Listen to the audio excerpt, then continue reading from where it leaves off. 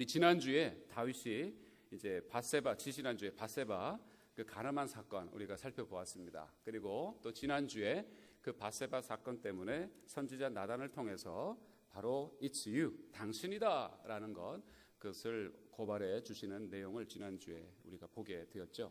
근데 한번 가만히 생각해 보십시오. 아마 이런 질문을 하신 분들도 종종 있었고 아마 이 중에 우리 성도님들 중에도 있는지도 모르겠습니다. 다윗과 밧세바의 사건, 요즘 같으면 정말 파렴치범이다 해서 또 워낙 요즘 같아도 또 그런 사람들이 워낙 많으니까 들어도 아유 또 누가 그런 일을 했어 하고는 또 묻힐 것 같은 분위기도 사실 생각이 되어집니다.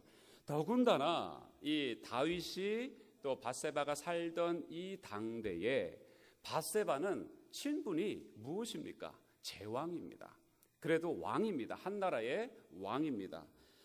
후덕한 왕이고 정말 당시에는 어마어마한 장수 중의 장수였죠. 그 당시의 제왕들의 기준으로 봤을 때도 왕이 그런 어떤 여자를 이렇게 취한다라는 것은 얼마든지 있을 수 있는 일이라는 것이죠.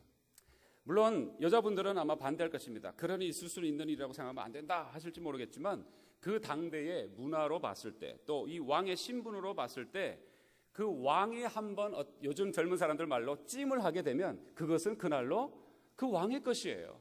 그렇기 때문에 뭐 우리아의 척은 누구의 척은 상관없습니다. 왕이 그냥 그날로 좋게 여기면 그것이 그냥 그 왕의 수중으로 들어가게 되어 있는 것이죠. 그 당대의 문화와 그 당대의 제왕들의 기준이 그랬다는 것입니다. 그렇기 때문에 이 부분을 보고 뭐가 그렇게 큰 범죄냐고 아우성을 치는 메시지도 사실 있었던 것 같아요. 하지만 시편 51편 4절에 보면 이 밧세바 사건을 경험하고 난 회개하면서 나단의 선지자의 그런 메시지를 듣고 회개하는 그러한 다윗의 시가 시편 51편이지 않습니까? 거기 4절에 보면 이런 말씀이 있어요. 내가 주께만 범죄하여 주의 목전에 악을 행하였습니다 라는 표현이 있습니다. 다시 얘기해서 하나님 앞에서 큰 범죄였다는 것이죠.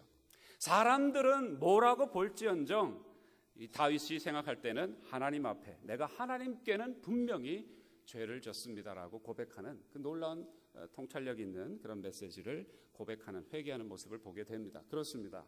우리 신앙인은요 하나님을 믿고 난 이후에는 기준이 달라지는 줄로 믿습니다.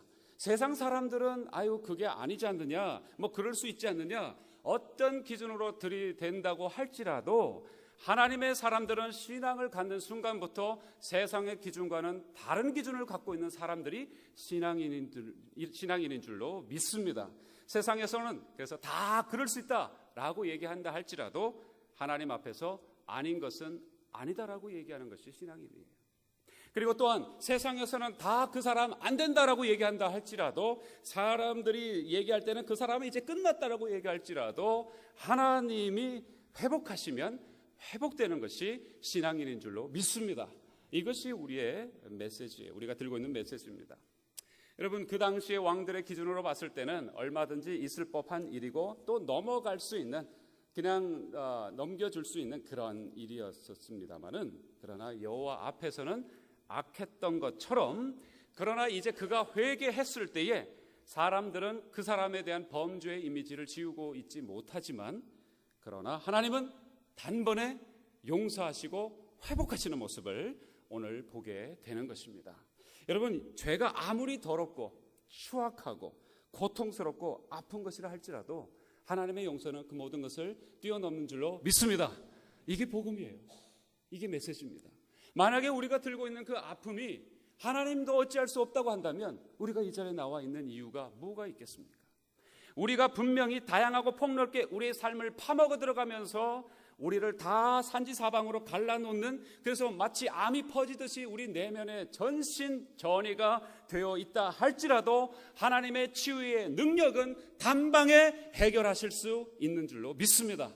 이것이 우리가 들고 있는 하나님의 능력이요 메시지예요. 그래서 유진 피터슨이라는 분은 이 다윗의 이야기를 뿌리박은 영성이라는 삶의 뿌리박은 영성이라는 책 제목이 정확하지 않은데 그런 책에 보면 이러한 인사이트를 주고 있어요. 시편 51편에 가만히 연구를 해보면 다윗이 나단의 선포를 듣고 나서 그리고는 이 죄에 대해서 그다음에 하나님의 그 용서와 회복에 대해서 표현하는 그런 표현들이 다양하게 나오는데 죄에 대해서는 4가지의 다른 단어를 쓰더라라고 이 사람이 발견해냈습니다. 죄에 대해서는 4가지의 단어를 쓰고 있는데 하나님이 치유하시고 하나님이 용서하시고 하나님이 회복하시는 그 단어는 무려 19번의 다른 단어를 쓰더라라는 것을 발견해내었어요. 이게 무슨 뜻입니까? 유진 피터슨이라는 목사님이 발견해낸 인사이트이긴 하지만 저는 굉장히 중요한 메시지라고 생각합니다. 죄는 그만큼 무서워요. 그래서 4번이나 우리를 갈라놓습니다. 4는 사망의 숫자라고 볼 수 있죠. 그래서 죄는 우리를 무차별하게 공격하고 우리를 짓눌려 놓습니다. 그러나 하나님의 용서는 19번이나 배나 더한 그런 놀라운 치유의 말씀들이 나와 있다는 것을 볼 때에 우리에게도 다윗과 똑같은 가능성이 또한 회복의 은혜가 우리에게도 있는 줄로 믿어요. 여러분, 다윗이 비록 죄에 빠져서 간음하고 나중에는 살인까지 하게 됩니다. 그의 전 존재를 다 덮어버리죠. 지식도 망가져버립니다. 의지도 망가져버립니다. 그 다음에 양심, 그 다음에 영성, 심지어 육체마저도 쇠하게 되는 모습을 보게 됩니다. 죄에 오염된 적은 있었습니다. 그러나 하나님이 오늘 이후로 치유하시는 그런 모습을 또한 보게 되는 것입니다. 오늘 얼마나 그 회복이 빠른가, 또 어떤 식으로 하나님이 회복하시는가를 다뤄주고 있는 것이 오늘 본문의 말씀입니다. 그래서 저와 여러분이 죄 가운데 있어서 지금도 전전긍긍하고 계시는 그런 부분이 있으시다면 오늘 이 말씀을 통해서 회복하시고 거기에서 벗어나시고 다시 한번 하나님의 능력을 회복하는, 체험하는 큰 은혜가 있으시기를 주의 이름으로 축복합니다. 여러분, 범죄의 후유증 참으로 심각합니다. 이것은 우리가 꼭 들어야 되는 메시지 중에 한 가지입니다. 다윗과 바세바 사이에 태어난 아이가 오늘 하나님께서 가만두지 않으시고 치셨다라는 말씀이 있습니다. 하나님이 왜 치셨을까? 그것은 다윗의 죄에 대한 대가이죠. 후유증이라고 생각해 볼 수가 있는 것입니다. 여러분, 저와 여러분은 죄를 지을 때 가장 힘들다라고 여러분 생각하지만 사실 그렇지 않습니다. 죄 지을 때도 힘들지만 죄 짓고 난 다음이 더 사실은 힘들죠. 죄에 대한 후유증이 사실은 우리에게 더 큽니다. 우리의 남은 인생 전체를 움켜쥐고 흔들려고 하는 것이 죄의 후유증이에요. 그래서 여러분, 요즘에 교회들마다 은혜 얘기하면서 죄를 계속 반복해서 짓는데도 은혜 얘기하고 하면서 이 죄를 그냥 그 움켜쥔 채 살게끔 만드는 메시지가 교회들마다 많아요. 근데 저는 그건 틀렸다고 봅니다. 죄는 분명히 도려내야 됩니다. 그리고 빨리 토해내야 됩니다. 왜요? 그것은 그 사람을 죽일 뿐만 아니라 주변에 있는 사람까지 다 죽이기 때문에 그렇습니다. 여러분, 죄는 엄청난 후유증을 갖고 있어요. 범죄한다면 그것으로 끝나지 않습니다. 그 후유증은 무지막지합니다. 우리의 삶의 내내 우리를 그것을 붙잡고는 핥히면서 우리를 가만두지 않는데 어떤 식으로 가만두지 않습니까? 이겁니다. 항상 실패한 자로서의 루저로서의 느낌을 만들게 됩니다. 여러분이 한번 경험한 그 죄 때문에 그것으로 끝나는 것이 아니에요. 내가 그것에 있어서, 그 문제에 있어서는 최소한 나는 실패한 자다라는 그런 느낌을 갖게 만듭니다. 나는 루저다 이거죠. 여러분, 또한 이런 느낌을 갖게 돼요. 망가졌다라는 느낌을 갖게 합니다. 나는 망가졌구나. 그리고 또 어떤 느낌을 가지고 있습니까? 후회와 아쉬움을 갖게 합니다. 내가 그때 이렇게 살았어야 되는데, 그때 그 사람을 만나지 말았어야 되는데, 또는 그 사람을 만났어야 되는데, 내가 이 사람에게 이렇게 얘기했어야 되는데, 또는 저렇게 얘기하지 말았어야 되는데라는 그런 것들 속에 갇혀있게 만듭니다. 여러분, 그러나 그것을 피할 수가 있을까요? 그 사실 피할 수가 사실은 없습니다. 쉽지 않습니다. 죄의 독이기 때문에 그렇습니다. 그것이 후유증입니다. 그러나 진정으로 회개하고 하나님의 용서를 받는 사람은 다릅니다. 그런 죄의 후유증을 처리하는 모습에서 다르다는 것입니다. 후유증은 분명히 있습니다. 오늘도 보게 되고 또 내일 다음 주에도 우리가 보시게 되겠지만 다윗이 밧세바를 범죄한 그 사건 때문에 분명한 후유증은 있습니다. 그러나 이 후유증을 어떻게 처리하는가는 분명히 다르다라는 것입니다. 그것을 분명히 서둘러 덮으려고 하지도 않습니다. 아유, 나는 괜찮아. 아유, 잊어버려야지. 아유, 난 잊어버려야지. 그렇게 서둘러 덮지도 않습니다. 그렇다고 그것을 계속 곱씹으면서 내가 이랬어야 되는데, 내가 저랬어야 되는데, 내가 그때 그런 얘기를 했어야 되는데, 그런 말을 하지 말았어야 되는데 하면서 계속되는 것에 고통스러워하지도 않습니다. 그냥 그저 담담히 그 폭풍 한복판에서 맞을 것 맞으면서 경험할 것 경험하면서 묵묵히 걸어갑니다. 그리고는 하나님과 더 가까이 동행합니다. 이것이 다릅니다. 여러분, 저와 여러분이 죄를 짓게 되면 후유증으로 고생합니다. 고통당합니다. 그러나 대부분은 하나님을 믿는 사람들조차도 그 죄책감과 자기 체면, 양심 잡기에 바빠요. 그래서 하나님을 붙잡지 않습니다. 그래서 늘 도는 쳇바퀴 속에, 죄책감 속에 고통하다가 더 하나님과 멀어져 나가는 모습을 간혹 가다가 심지어 성도로 가면서도 그런 모습을 보게 됩니다. 우리의 모습이 혹시나 그렇지 않을까요?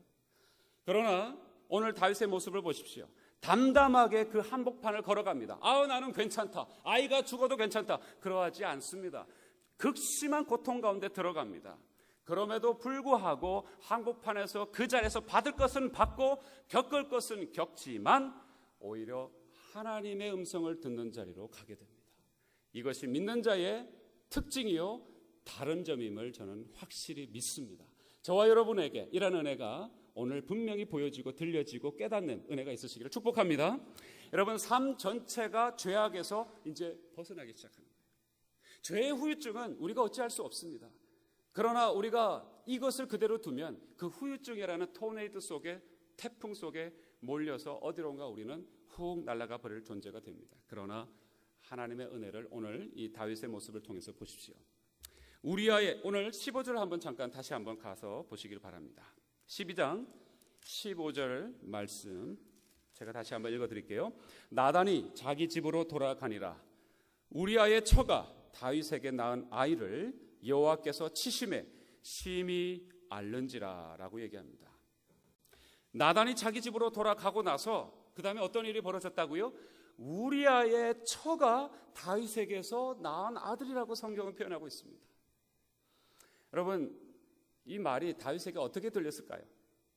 다윗이 밧세바를 통해서 지금 낳은 아이 아닙니까? 그렇죠? 그런데 성경은 뭐라고 표현하고 있습니까? 우리아의 처라고 얘기하고 있습니다. 밧세바라는 이름을 얘기하지 않고 있어요. 우리아의 처가 지금 다윗을 통해서 낳은 아이라고 얘기하고 있습니다. 하나님은 분명히 이 표현을 통해서 다윗에게 전곡을 찌르고 있는 것입니다. 네가 지금 이 후유증을 앓고 있다라는 것이죠.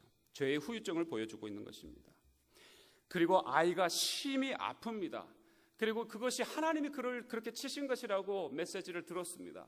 그러면 얼마나 마음이 아플까요? 그 아이가 아픈 것도 아프고 자신의 죄로 인해서도 아프고 지금 그 상황과 그 자기가 겪고 있는 그 고통으로 인해서 정말, 그래서 어떤 표현, 그 다음에 어떤 표현이 나옵니까? 다윗이 그 고통에 대해서 반응하는 모습이 나오는데 어떻게 합니까? 이제는 하나님 앞에 가서 금식하면서 밤새도록 땅에 엎드려 웁니다. 며칠 동안요? 7일 동안. 밤새도록 7일 동안 밥도 먹지 않고 거의 식음을 전폐하고 죽을 사람처럼 땅에 엎드리는 다윗의 모습을 봅니다. 죄의 후유증 때문에 겪는 다윗의 모습일 수도 있어요. 그러나 그가 그렇게 기도했음에도 아이는 어떻게 됩니까? 죽습니다. 아이가 죽었습니다. 신하들은요, 이제 큰일 났는 거죠. 그 아이를 살리기 위해서 다윗이 저렇게 왕이 식음을 전폐하고 기도를 하고 죽은 사람처럼 저렇게 엎드려져 있는데 아이가 죽었어요. 이제 큰일 난 거죠. 아이가 죽었다고 누가 얘기할 겁니까? 아무도 얘기 못하죠. 그래서 서로 고민하고 전전긍긍하고 두려워하고 있는데 그렇게 절박하게 엎드려 기도했는데도 아이가 죽었다고 얘기하면 드디어 이제 다윗은 아마 미쳐버리든지 아마 얘기한 사람을 당장에 처형을 하든지 우리는 절대 그런 얘기 못한다라고 아마 생각하고 같이 힘들어하고 있었을 때에 그것이 바로 신하들의 생각입니다. 여러분, 이것이 보통 사람들의 생각이에요. 따라해 보시죠. 보통 사람들의 생각이다. 좀 더 크게 얘기해 보세요. 보통 사람들의 생각이다. 제가 왜 이걸 따라 하시게 했는지 조금 있다가 그 메시지를 듣게 되실 겁니다. 보통 사람들의 생각이 그래요. 분명히 아이를 살리고자 저렇게 엎드려져 식음을 전폐하고 있는데 죽었다고 하면 아마 난리를 칠 것이다. 아마 실실할 것이다. 보통 사람들의 생각이죠. 그런데 다윗의 반응은 전혀 의외였습니다. 죽었다라고 얘기를 하기는 해야 되는데 어떻게 얘기할 방도도 없고 누군가가 나서지도 않고 수근거리고만 있습니다. 그런데 그 수근거리는 소리를 다윗이 듣고는 어찌 됐느냐라고 묻습니다. 이제 거짓말하면 더 큰일 나죠. 그래서 거짓말은 하지 못하고 누군가가 이제 사자의 목에 방울을 또는 고양이 목에 방울을 이제 달아야 되는 그런 시점에 온 것입니다. 그런데 또 이 다윗이 묻습니다. 아이가 죽었느냐라고 묻습니다. 아이가 살았느냐 해도 지금 힘들 판인데 아이가 죽었느냐라고 얘기합니다. 그 이제는 꼭 다시 정답을 얘기해야 되는 상황입니다. 네, 대답하기를 죽었나이다라고 얘기합니다. 완전히 절망하고 무너질 것을 예상하면서 그들은 그렇게 죽었습니다라고 얘기합니다. 그런데 다윗은 전혀 다르게 예상 밖의 행동을 하는 것입니다. 갑자기 사람이 땅에서 벌떡 일어나더니 자기 침실로 돌아가서 옷을 갈아입습니다. 세수를 합니다. 그리고 머리에 기름을 바릅니다.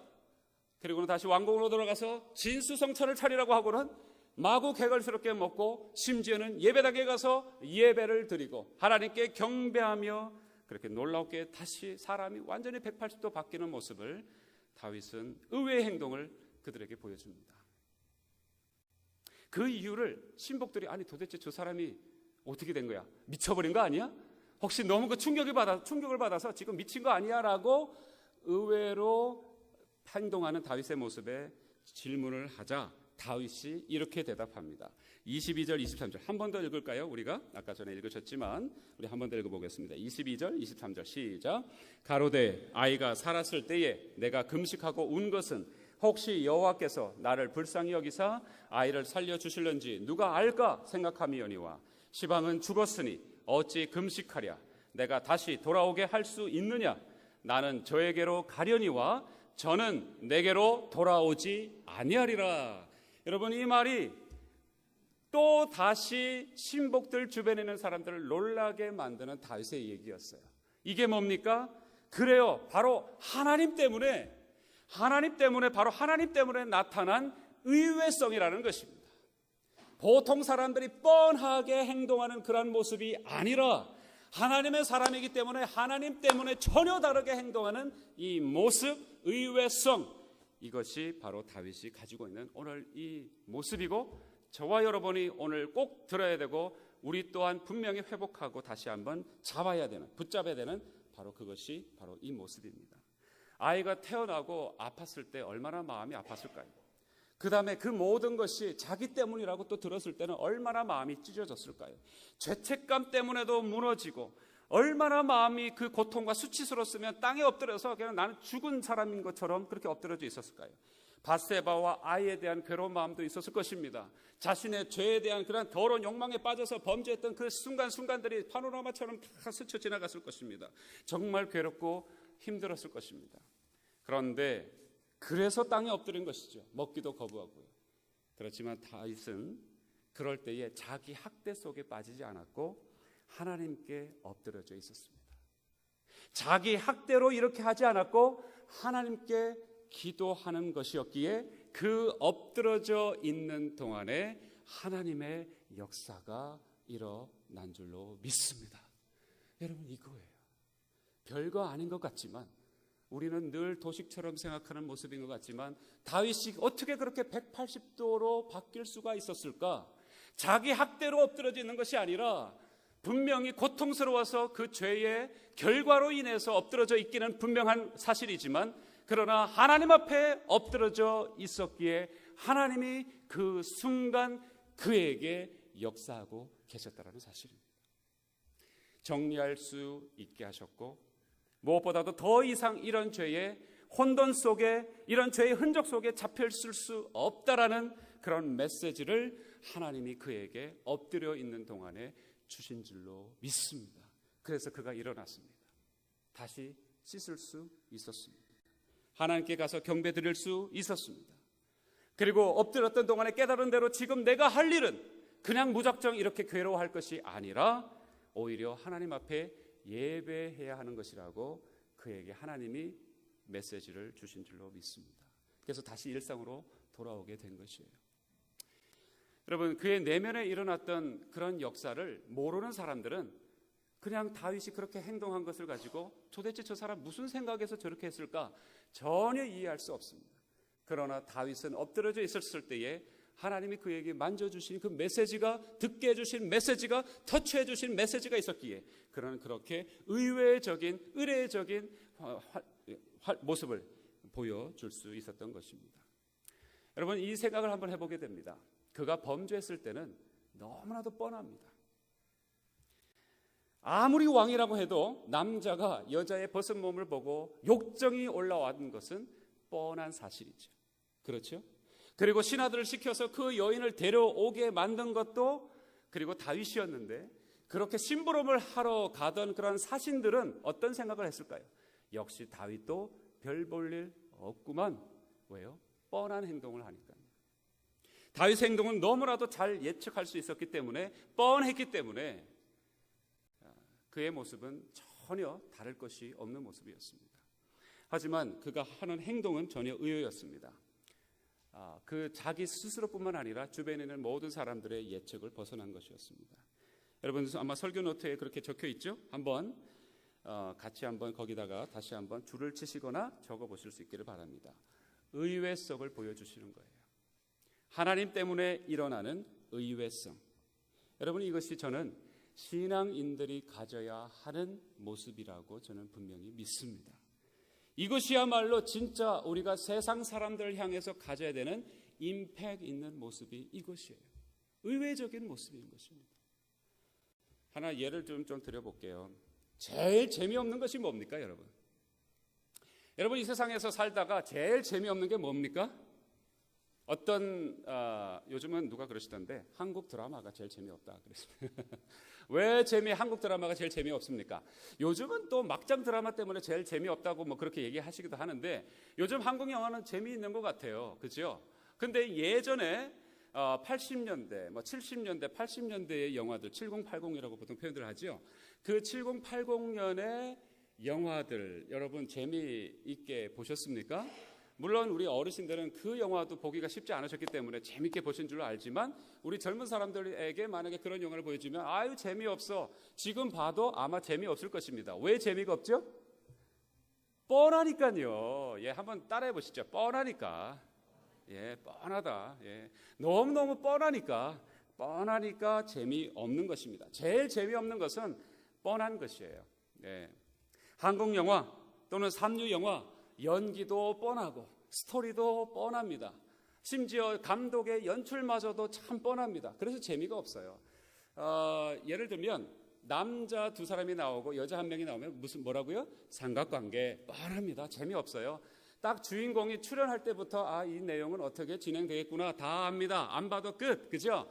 다 압니다. 그 다음에 영화를 봤을 때 어떤 여인과 어떤 남자가 나타납니다. 근데 갑자기 그 여자가 벌판에서 뛰기 시작합니다. 그럼 뭐예요? 뻔하죠. 다음에 그 남자가 똑같이 뜁니다. 그렇죠? 그리고는 갑자기 뻔합니다. 뭐가 나타납니까? 나무 한 그루가 갑자기 뚝 나타납니다. 나무 한 그루가 왜 나타나죠? 여러분 모르시는가 보네요. 잊어버리셨는가 봐. 갑자기 나무가 나타나더니 여자가 갑자기 그 나무 주변으로 빙글빙글 돕니다. 그렇죠? 예, 뻔합니다. 그리고는 남자도 똑같이 빙글빙글 그 여자를 찾아서 빙글빙글 돕니다. 아니 반대 방향으로 가면 금방 잡을 수 있는데 같은 방향으로 꼭 돌아요. 그도 세 바퀴 반을 돕니다. 그 다음에요, 갑자기 여자가 나무에서 하면서 세 바퀴 반을 돌다가 갑자기 또 뛰쳐나갑니다. 그러면 또 남자가 또 뛰쳐나갑니다. 뻔합니다. 갑자기 또 뻔한 스토리가 또 연결됩니다. 어떻게 해요? 여자가 갑자기 어머 하면서 넘어집니다. 그렇죠? 그러면 남자도 어머 하면서 같이 넘어져 주고 두 사람이 같이 넘어집니다. 그리고는 그 다음에요, 뻔하죠 스토리가. 그 다음에요, 하늘이 갑자기 한번 쫙 비춰집니다. 아니 뭐 안 보셨는가 봐. 도대체 70, 80도 아니고 이게 80, 90도 아니고 지금 도대체 삼류 영화 뻔한 스토리는 아무런 감동도 아무런 인사이트도 아무런 영향력도 임팩트도 심지어 요즘 말로 영양가도 없습니다. 상투적인 글이나 소설 봐도 여러분 끝까지 다 읽어보실 분들이 계실까요? 뭔가 전혀 다르게 반전이 있어야 계속 읽어볼 마음이 생기듯이 여러분 뻔한 것은 재미가 없어요. 뻔한 것에는 사람들의 관심과 생각을 끌어올 수도 없고 영향력을 줄 수 없다라고 말씀을 드립니다. 그래서 설교 노트에 있습니다. 한번 적어보세요. 동일하게 사람도 인간도 뻔한 인간, 뻔한 인생은 영향력이 없는 것이에요. 여러분 사람을 움직이는 것은 두 가지라고 합니다. 대부분 저와 여러분이 오늘 무언가에 움직여가는 그 이유는 정말 좋은 것이면 좋겠는데 제가 노골적으로 좀 표현해서 죄송합니다만 이 두 가지라고 해요. 제가 드릴 얘기라기보다도 기독교 상담 심리학자들이 대부분 공통적으로 얘기한 내용입니다. 욕심과 상처 때문에 움직인다고 합니다. 욕심 때문에 움직이고 상처 때문에 움직인다고 합니다. 이것에 따라서 사는 사람들은 어떤 인생요? 뻔한 인생을 살아가는 것이에요. 다윗의 모습을 보시지 않습니까? 다윗이 욕정으로 이끌려갔을 때는 뻔한 인생, 그 신하들도 분명히 이럴 것이라고 분명히 예측할 수 있는, 분명히 들어맞는 뻔한 인생을 산 것입니다. 그러다 보니 존경받지도 기대받지도 못합니다. 아무런 영향가가 없는 것이에요. 인간도 뻔한 인간, 뻔한 인생은 영향력이 없다라는 것이 첫 번째라면, 여러분 두 번째, 저와 여러분 신앙인이라면 뻔한 인생입니까? 아니에요. 영향력을 주는 사람들인 줄로 믿습니다. 왜 이렇게 아멘이 적으십니까? 여러분 다시 힘을 모아서 다시 한번 뻔한 인생이 아니라 영향력을 갖고 있는 인생들인 줄로 믿습니다.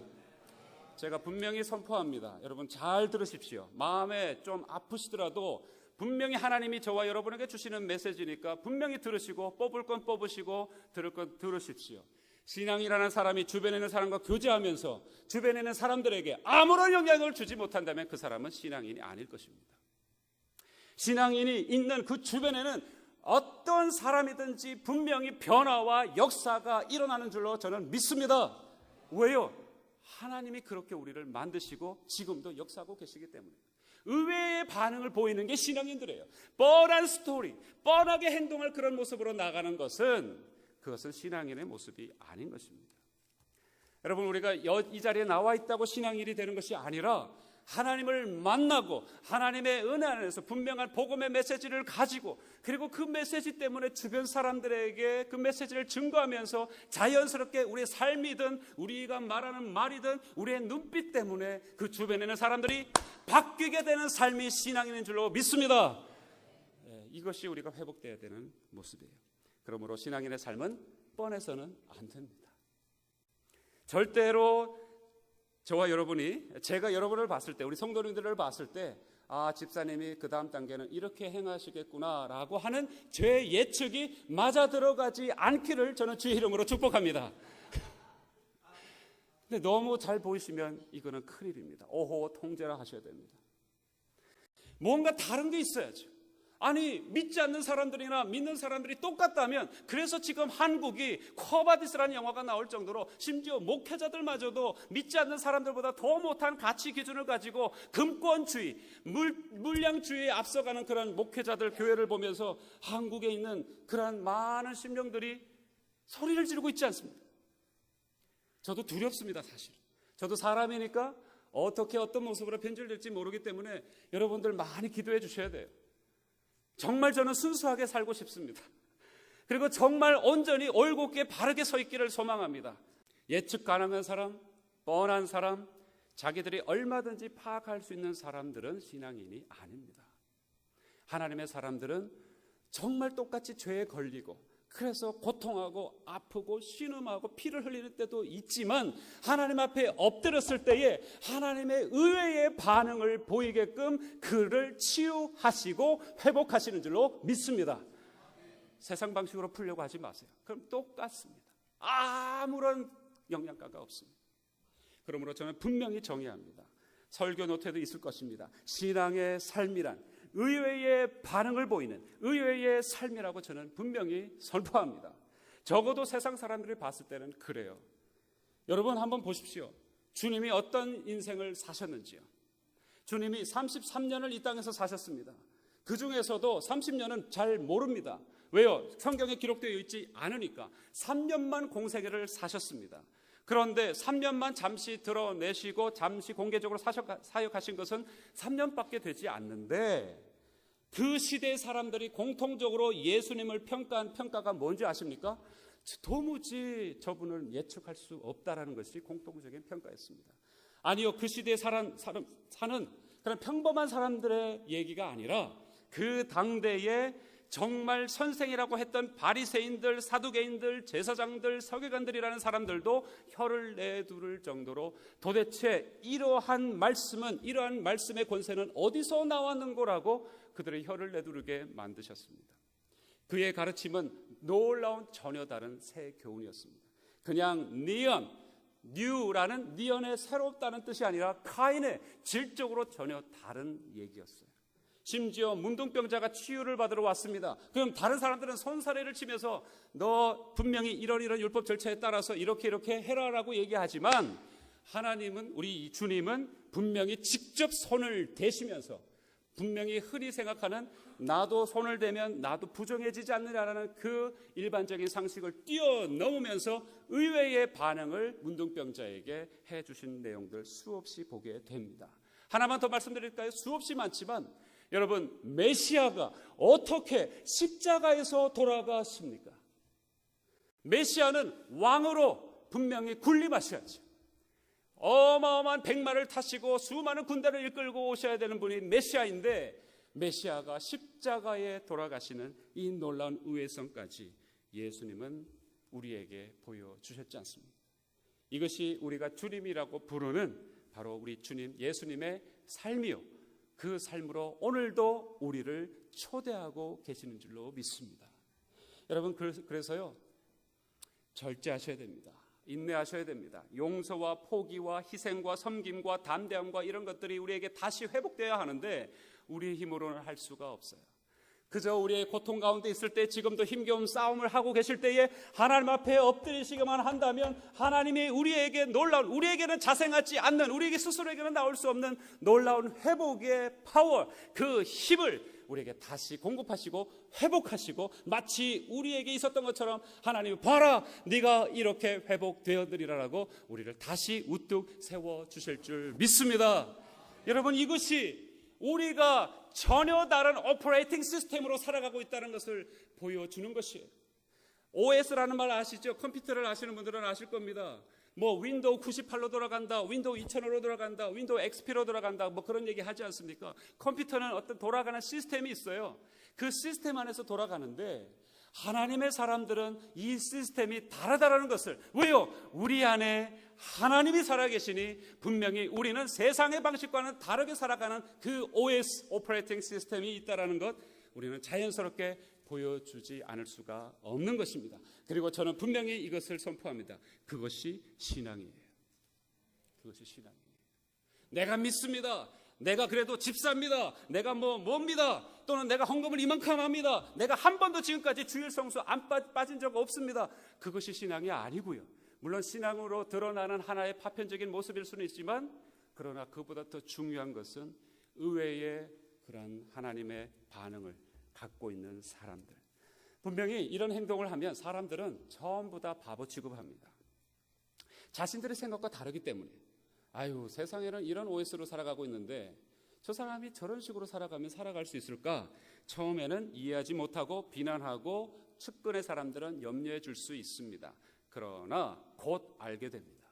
저 사람이 그냥 돌출 행동, 단순한 파격적인 행동, 객기를 부린 것이 아니라 보이지 아니하는 하나님을 분명히 저 사람은 만났고 그 하나님이 가르쳐 주시는 대로 지금 붙잡힌 바 된 행동을 하고 있다는 것을 그들도 동일하게 보게 될 줄로 믿습니다. 이게 하나님의 사람들이에요. 하나님도 참 의외십니다. 여러분, 오늘 마지막 절 24절 25절 한번 보십시오. 24절 25절. 자, 24절 앞절까지만 한번 읽겠는데 24절 일단 한 절만 읽어보겠습니다. 시작. 다윗이 그 처 밧세바를 위로하고 저에게 들어가 동침하였더니, 거기까지요. 아까 전에는 뭐라고 했습니까? 15절에는 분명히 우리아의 처가 다윗에게서 낳은 아이라고 했지 않습니까? 근데 오늘 이 말씀에는 방금 24절 그 말씀은 뭡니까? 다윗이 그 초 밧세바를 위로하고 저에게 들어가 동침했다고 얘기합니다. 전혀 메시지가 달라졌죠. 하나님의 의외의 반응을 보이신 거예요. 왜요? 다윗이 한 게 뭐가 있습니까? 그냥 엎드려져 있었던 것밖에 없어요. 저는 고통 가운데 있습니다. 저는 이렇게 중죄인입니다. 제가 할 수 있는 걸 없습니다. 하나님 도와주십시오. 저를 다시 당신만이 세울 수 있습니다라고 엎드려져 있다 보니 하나님이 의외의 반응을 주시고 의외의 메시지를 주시고 의외의 회복의 놀라운 기적을 베풀어 주시는데, 이제 밧세바는 너의 진짜 처이다. 할렐루야. 그리고 누구를 낳게 됩니까?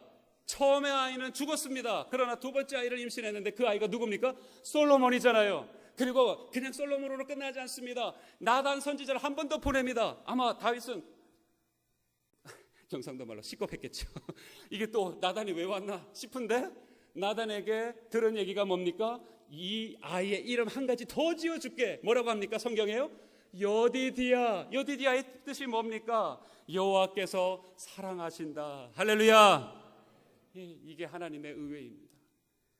하나님은 우리에게 늘 대역전의 드라마를 우리에게 주시고자 안달하시는 분이시는 줄로 믿습니다. 여러분, 지금 마음의 고통 중에 계십니까?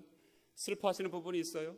내도록 그거 생각만 하면은 내가 왜 그때 그랬을까 하면서 지금도 놓지 못하고 그 후의 막급 속에서 계속 피눈물을 흘리시는 부분이 혹시 있으세요? 그리고 그것이 벌써 수십 년 전의 일이기도 한데 자꾸 그 생각만 하면은 왜 그때 그 일이 내게 일어났을까 하면서 고통 중에 계시는 그런 마음속에 상심이 또 몰려오는 그런 연약함 가운데 계시는 분들 혹시 계십니까? 하나님은 오늘 분명히 그 상처를, 그 아픔을 만지시기를 원하시는 줄로 믿습니다. 여러분, 엎드리시기만 하시면 회복시켜 주실 것이에요.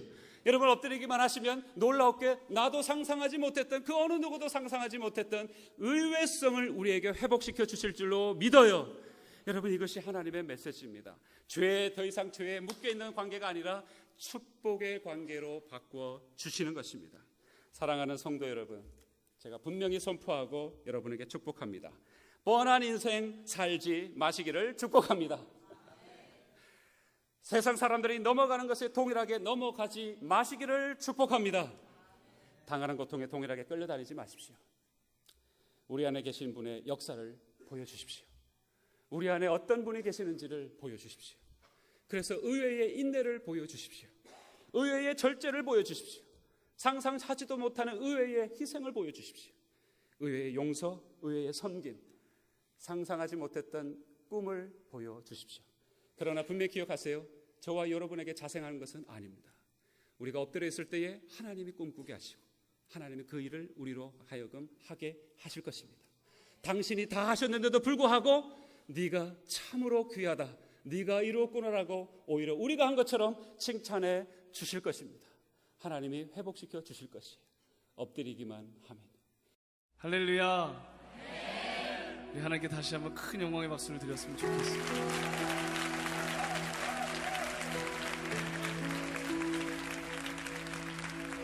오늘 시간에 옆에 계신 분들에게 그렇게 인사했으면 좋겠습니다. 하나님의 평강이 함께 하시길 바랍니다.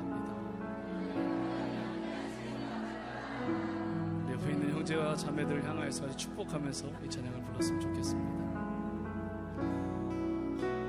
평화, 하나님의 평강이 당신의 삶에 넘쳐나기를.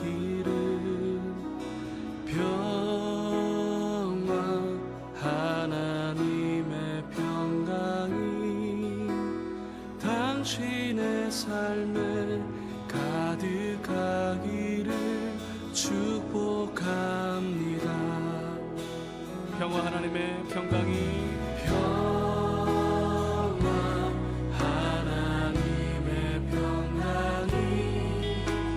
당신의 삶에 넘쳐나기를. 평화, 하나님의 평강이 당신의 삶에 가득하기를 축복합니다. 기쁨, 하나님의 기쁨이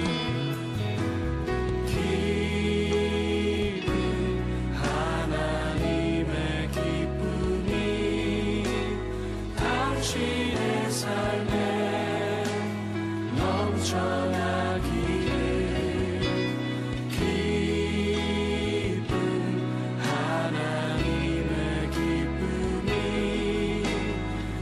당신의 삶에 가득하기를. 또 다른 분에게 소망, 하나님의 소망이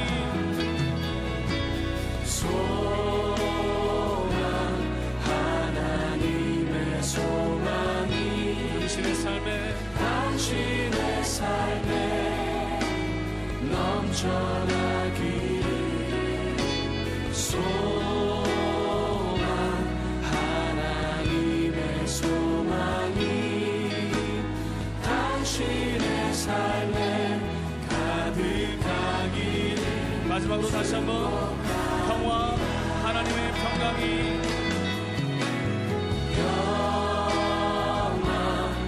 하나님의 평강이 나의 삶 속에 넘쳐나기를. 소망, 하나님의 소망이 나의 삶 속에